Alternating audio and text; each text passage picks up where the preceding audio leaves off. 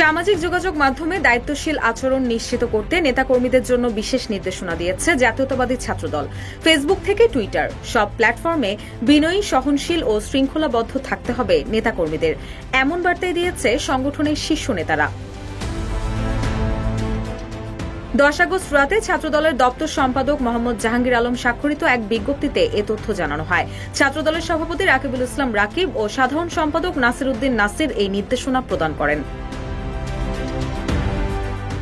বিজ্ঞপ্তিতে রাকিব নাসির বলেন, তথ্য প্রযুক্তির এই যুগে সামাজিক যোগাযোগ মাধ্যম গণমানুষের মত প্রকাশের অন্যতম প্রধান মাধ্যম হয়ে উঠেছে।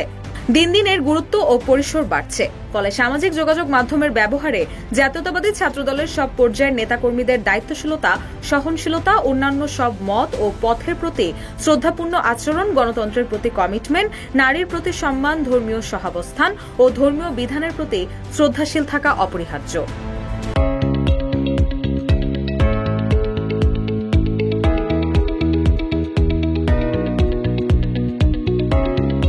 ছাত্রদল বলছে, এক্ষেত্রে সংগঠনের আদর্শ, মূলনীতি, সাংগঠনিক চর্চার সঙ্গে সঙ্গতিপূর্ণ আচরণ করা আবশ্যক। নানা মত ও পথের সংগঠনগুলোর সঙ্গে আমাদের মতাদর্শিক পার্থক্য থাকতে পারে, নানা নীতি ও কর্মপন্থার বিষয়ে বিতর্ক হতে পারে, তবে এ ধরনের বিতর্ক হতে হবে পারস্পরিক শ্রদ্ধাপূর্ণ ও সম্মানজনক। এছাড়াও বাংলাদেশ জাতীয়তাবাদী ছাত্রদল সব নারীর প্রতি শ্রদ্ধাশীল বলেও জানানো হয় বিজ্ঞপ্তিতে। রাকিব নাসির আরও বলেন, আমরা সবসময় রাজনীতিতে নারীদের অধিকতর অংশগ্রহণকে উৎসাহিত করি।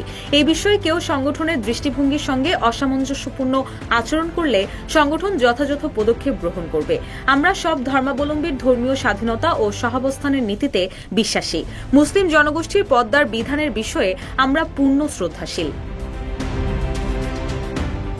তারা বলেন, বিভিন্ন শিক্ষাঙ্গনে যখন সেকুলারিজমের নামে পর্দার ওপর কড়াকড়ি আরোপের চেষ্টা করা হয়েছে, আমরা বারবার তার প্রতিবাদ করেছি এবং আগামীতেও করব।